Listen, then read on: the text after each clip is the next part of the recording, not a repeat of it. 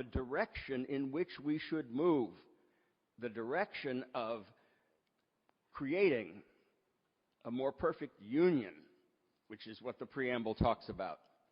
Because there was fear that the Articles of Confederation created too much centrifugal force. We were flying apart. We had succeeded in a revolution, but we really were not going to hold together unless we had a more central government. George Washington couldn't even raise money for the troops for the Continental Army without volunteers from the states.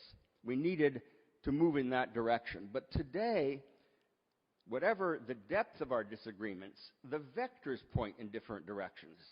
Some of us in this room want a weaker central government and more states' rights. Others want a central government that is more capable of countering corporate power over our politics. We don't even agree in what direction to go. And so I'm afraid that at this moment in our history, calling a convention a creature whose fundamental composition, whose DNA we barely understand, would not make a lot of sense, especially because I'm not ready to give up even on politics, believe it or not. But take the views of the Tea Party.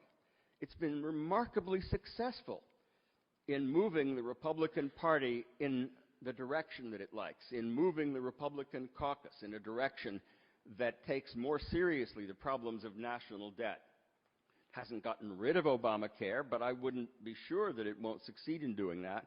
To say at this moment that politics is broken, we have to put the Constitution up for grabs in a new convention seems to me to be risking something that has stood us in enormously good stead over the course of 2 centuries, something that has been the model for the world. American exceptionalism is in large part the result of constitutional exceptionalism. Of course it has to adapt to changing times. I agree with Sandy Levinson that that was the greatest line in the greatest Supreme Court decision of all. A constitution that will endure for the ages.